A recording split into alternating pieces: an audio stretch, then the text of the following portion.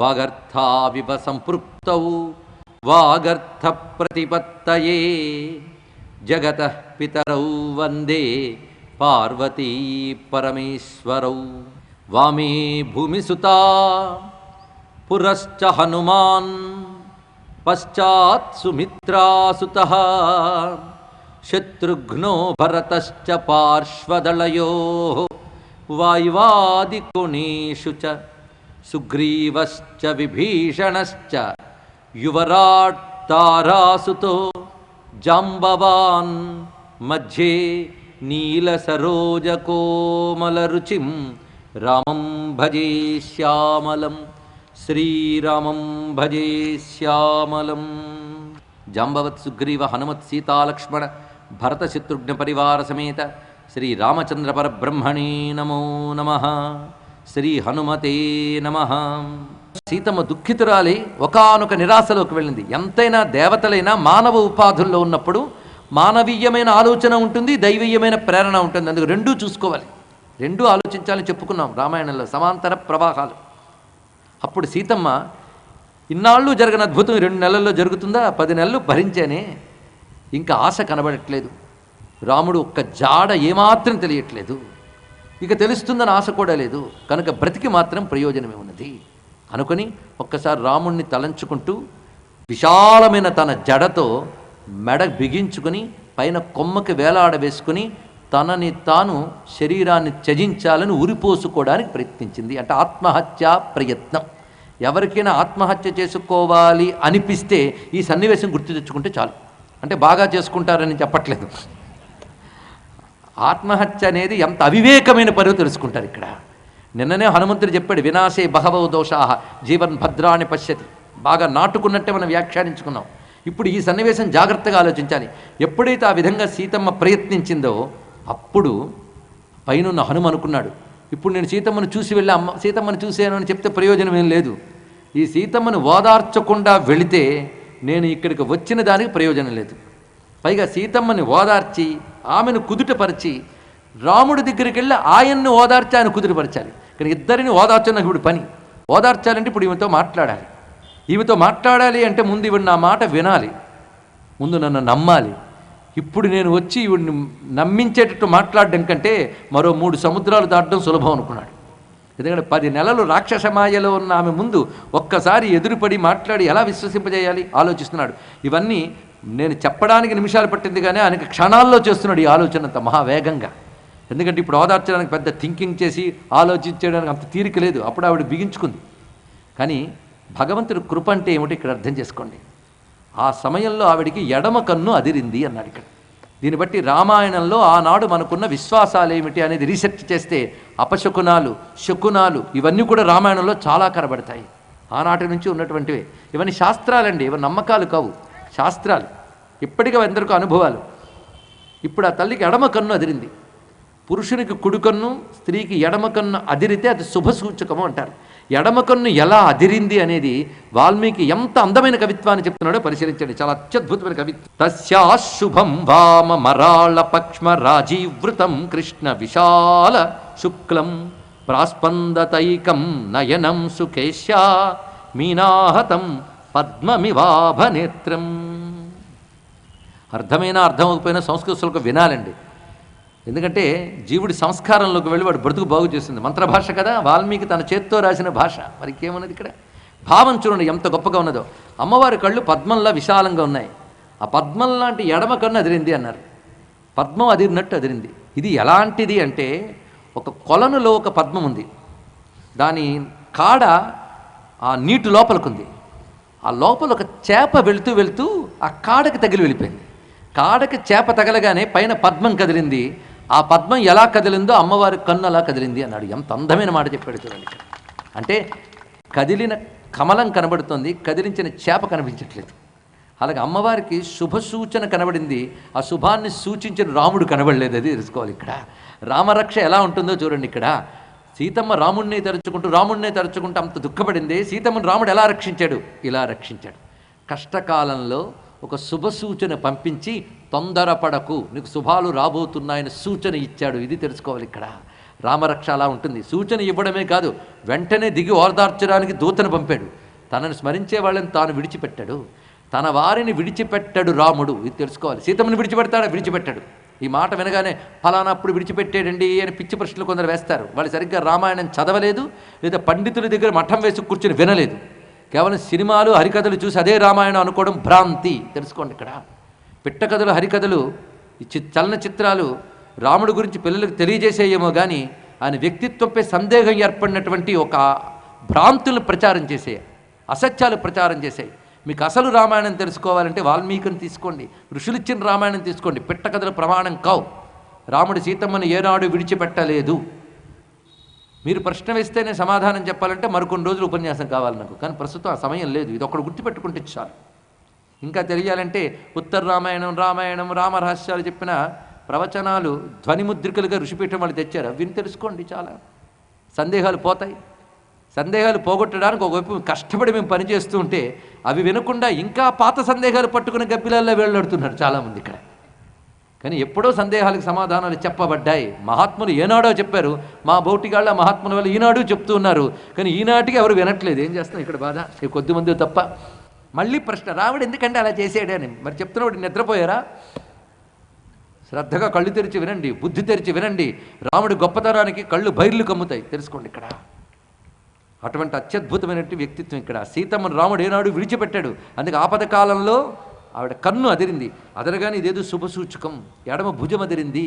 వెంటనే ఆవిడ తొందరపాటు కాస్త తగ్గింది. అమ్మయ్య అనుకున్నాడు ఆంజనేయ స్వామి. ఇప్పుడు ఎలాగైనా సరే ఇవన్నీ ఓదార్చాలి, ఓదార్చకుండా వెళ్ళకూడదు. ఓదార్చాలి అంటే ముందు మాట్లాడాలి. ఏ భాషలో మాట్లాడాలి? ఇప్పుడు హనుమ కొద్దిసేపట్లో చేసిన ఆలోచన మనం అర్థం చేసుకునే ప్రయత్నం చేద్దాం. మరొకసారి హనుమంతుడికి దండం పెడతాం, ఎంత తెలివైనవాడు అని. ఏ భాషలో మాట్లాడాలన్న ప్రశ్న ఎవరికి వస్తుంది? ఎన్నో భాషలు తెలిసిన వాడికి. తెలిసింది ఒకే భాష అయితే ప్రశ్నే లేదు, అందులోనే అవహరించాలి. కానీ ఏ భాషలో మాట్లాడాలనుకున్నాడంటే ఎంత వాగ్మో ఆలోచించండి. వాక్య కోవిదుడు కదా, ఆలోచిస్తున్నాడు. సంస్కృతంలో మాట్లాడకూడదని నిర్ణయించుకున్నాడు. ఎందుకంటే ఎంతవరకు రావణాసుడు ప్రతిరోజు సంస్కృతంలో మాట్లాడి వెళ్తున్నాడు. ఇప్పుడు 10 నెలలు సంస్కృతం విని విని విని ఉన్నది ఆవిడ. కానీ నేను సంస్కృతం మాట్లాడగానే రావణాసుడు వచ్చాడు ఫీలింగ్ వస్తుంది ఇక్కడ. కనుక సంస్కృతం మాట్లాడను అంతే నిర్ణయించుకున్నాడు. మరి ఏం మాట్లాడతాడు అంటే, ఆ రోజుల్లో ఇన్ని భాషలు ఉండేవన్నమాట. ఆ రోజుల్లో సంస్కృతం కాక ఉన్న భాషలకు ప్రాకృత భాషలు అని పేరు. ప్రాకృత భాషలు చాలా చాలా ఉన్నాయి, పాళీ ఇత్యాదులు. ఇవి అందరూ లోకల్ లాంగ్వేజెస్ అనొచ్చు మనం ఇక్కడ. పూర్వం సంస్కృతం ఎలా ఉంటుందంటే, పూర్వం కూడా సంస్కృతం వ్యవహార భాష కాదు. చాలామంది అనుకుంటుంటారు సంస్కృతం వ్యవహార భాష. సంస్కృతం పూర్వం శాస్త్ర భాష. శాస్త్రాలు చెప్పడం కోసం, శాస్త్రాలను బోధించడం కోసం సరైన టెర్మినాలజీలతో చెప్పిన భాష సంస్కృతం.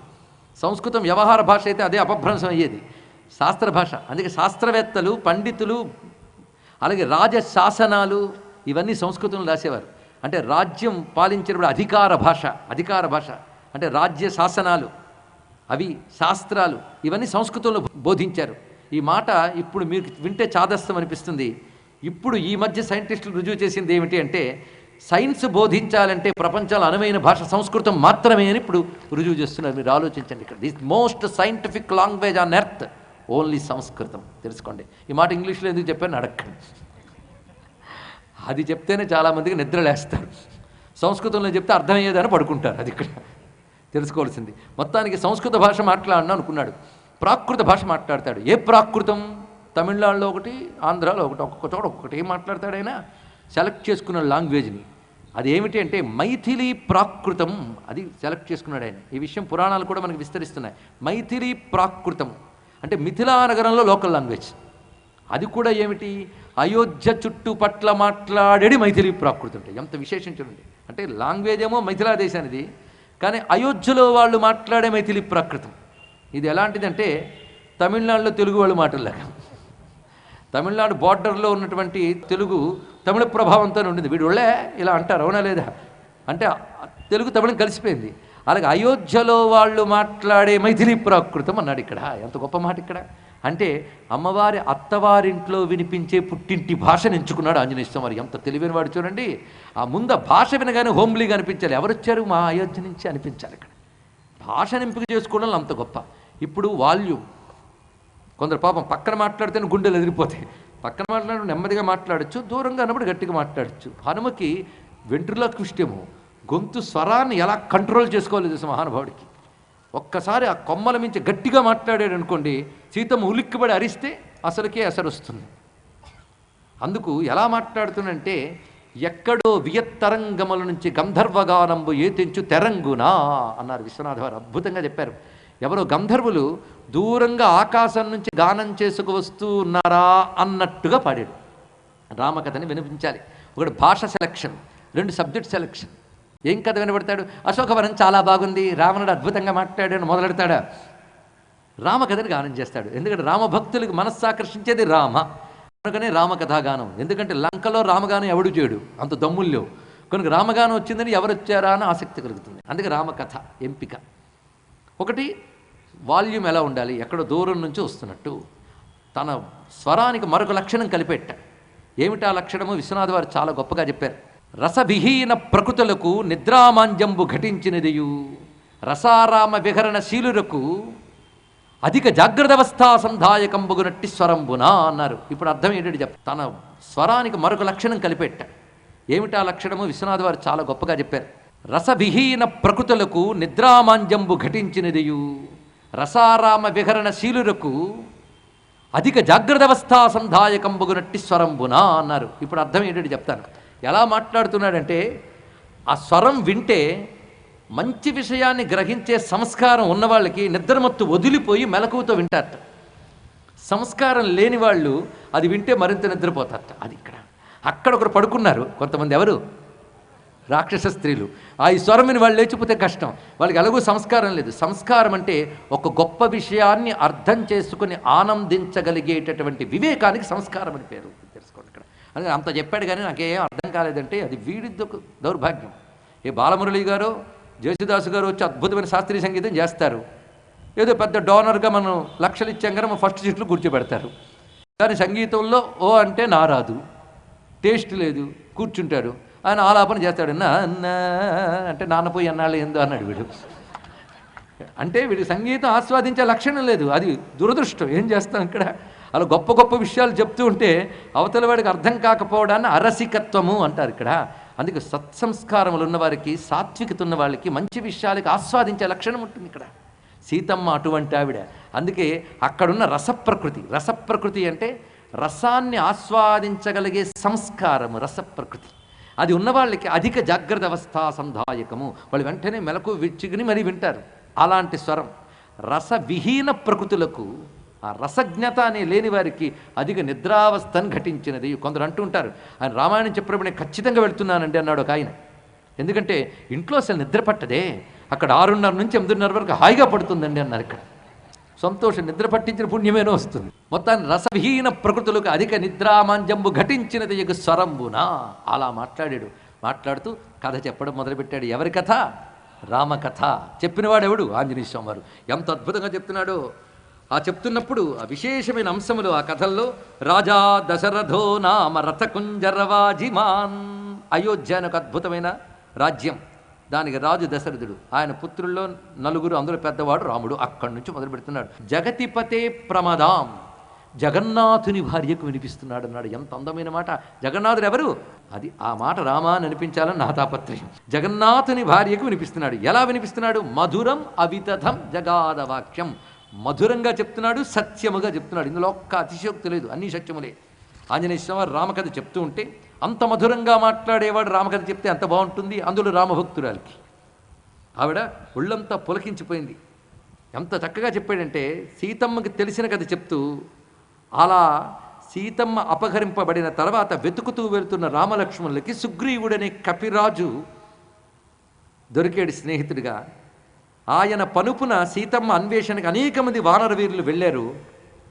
అదృష్టవశాత్తు ఎందరు వానర వీరులు వెళ్ళినా ఈ వానరుడికి సీతమ్మను దర్శించే భాగ్యం దొరికింది అన్నాడు. అది ఇక్కడ ఒక్కసారి తల్లి ఆశ్చర్యపోయింది, ఎవరి కథ అని. అది ఎలా చెప్పాడంటే, ఎక్కడో దూరం నుంచి వస్తున్న గానం సరిగ్గా దగ్గరికి వచ్చినట్టు ఆపాడు. అక్కడ ఎవరో పాడుతూ పాడుతూ దగ్గరికి వచ్చి ఆగిపోయినట్టుగా అలా వస్తున్న గానం చెట్టు కొమ్మ మీద ఆగినట్టు ఆపాడు. అంతే, స్వరం అక్కడ ఆపాడు. అక్కడికి ఎప్పుడైతే ఎక్కడ ఈ గానం అని చూసింది, సరిగ్గా కొమ్మ మీద ఈ సౌండ్ ఆగడం, శబ్దం ఆగడం చూసి తల ఎత్తి చూసింది. అప్పుడు సీతమ్మ మొట్టమొదటిసారి ఆ చెట్టుపై ఉన్న ఆంజనేయ స్వామి వారిని చూస్తున్నది. హనుమంతుడు ఎప్పుడో మొదటి సీతమ్మని చూశాడు, సీతమ్మ హనుమని దర్శిస్తుంది. ఎలా ఉన్నాడు హనుమంతుడు? తతశాఖాంతరే లీనం దృష్ట్వా చలితమానసా వేష్టితార్జున వస్త్రం తం విద్యుత్ సంఘాత పింగళం సాదర్శ కపిం తత్ర ప్రసృతం ప్రియవాదినం పుల్లాసోకోత్కరాభాసం తప్త చామీకరీక్షణం. వేష్టిత అర్జున వస్త్రంచ, తెల్లని నారచీర కట్టుకున్నాడు స్వామివారు. విద్యుత్ సంఘాత పింగళం, అద్భుతమైన మాట చెప్పారు. మెరుపు తీగలు గుత్తి కూర్చున్నట్టున్నాడు. మెరుపు తీగలు గుత్తి అంటే మెరుపు తీగలు ఎలా ఉంటాయండి? పసుపు ఎరుపు రంగుల్లో ఉంటాయి. ఆ మెరుపు తీగలు గుత్తంతా ఒక చోట ఉండి కూర్చున్నాడు. కళ్ళు బంగారంలా మెరిసిపోతూ ఉన్నాయి, తేజస్సుతో ఉన్నాయని చెప్పడం ఇక్కడ. మొత్తానికి స్వామి యొక్క సౌందర్యం ఎలా ఉన్నదంటే అశోక వృక్షాలలో కుసుమించే పువ్వుల గుత్తిలా ఉంది అన్నారు ఇక్కడ. అంటే అశోక వృక్షాలంటే మనం చెప్పుకున్నాం, అశోకవనము అశోక వృక్షాలంటే మనం చూస్తున్న జెండా చెట్లు కావు, అవి హిమాలయ ప్రాంతాల్లో ఉంటాయి. వాటి పువ్వులు పసుపు ఎరుపు రంగుల్లో అందంగా ఉంటాయి. అలాంటి అశోక వృక్ష కుసుమాల గుత్తిలాగా ప్రకాశిస్తున్నాడు. పుల్లాశోకోత్కరాభాసం తప్త చామీక రక్షణం. అలాంటి స్వామిని చూసింది. తెల్ల నార చీర ధృతి దాల్చునాతని వెల్ల జన్నిదంబు వెలయువాని కాంతే ముంజు జనీవు సాజై అన్నారు ఇక్కడ. ఒక జంధ్యము బ్రహ్మచారి వేషం అనమాట. తెల్ల నారచీర ధృతి దాల్చునాతని వెల్ల జన్నిదంబు వెలయువాని బ్రహ్మచారి వేషభాసురు వానరు చూచె చెట్టు మీద క్షోణిజాత చూచె చెట్టు మీద క్షోణిజాత. విశ్వనాథ వారు ఎంత అందమైనటువంటి పద్యాన్ని ఇచ్చారో ఆటవిలేదులో పరిశీలించారు. అంతేకాదు ఎంతవరకు మాట్లాడింది ఈయనేనా అని సందేహం కలిగింది. ఎందుకంటే మాట్లాడితే గొప్పగా మాట్లాడతాడు, మౌనంలో ఆయన్ని మించిన వాళ్ళు లేడు. అందుకే ఆయన మౌని, ఆయన వాగ్మి. అందుకే పరమ బుద్ధిమంతు బహుభీకరాకార్, పరమ వాగ్మి మరియు పరమ మౌని. స్వరూపం ఉన్నదంటే స్వరూపం చూస్తే అవతల వాళ్ళకి భయం కలుగుతుంది. అంత అద్భుతమైన రూపం అది. మంచి వీరుడు ఆయన, కానీ బుద్ధిమంతుడు. అదేవిధంగా మంచి వాగ్మి, మౌని ఆయన. అంత మౌనిలా కూర్చున్నాడు, యోగిలా కూర్చున్నాడు. అని యోగి కదండి, మహాయోగి ఆయన. ఆయన మించిన యోగి ఉంటాడా? అలాంటి స్వరూపాన్ని చూసి ఇతడేనా, మరి కోతిలా ఉందే రూపం ఏమిటి, ఇతడేనా రామకథ వినిపించాడు. లంకలో రామకథ ఎవరైనా వినిపించగలరా? బహుశా నేను కలగంటున్నానా? కల అయితే భయమే. ఎందుకంటే కలలో కోతి కనబడితే తన వారికి ఏదో ప్రమాదము. ఇది కూడా స్వప్నశాస్త్ర భాషే. వెంటనే ఆవిడ రాముడికి బాగుండాలి, లక్ష్మణస్వామి బాగుండాలి, మా నాన్న అమ్మ బాగుండాలని అందరిని ఒకసారి బాగుండాలి అని కోరుకుని నమోస్తు వాచస్పతయే సవజ్రిణి స్వయంభువే చైవ హుతాసనాయ.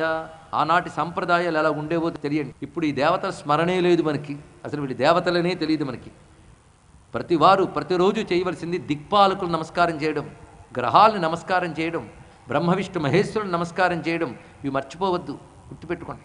అందుకే ఈ తల్లి కూడా వాచస్పతయే, ముందుగా బ్రహ్మదేవుడికి, వజ్రిణి ఇంద్రునికి, హుతాసనాయ అగ్నిదేవుడికి నమస్కారం చేసుకున్నది.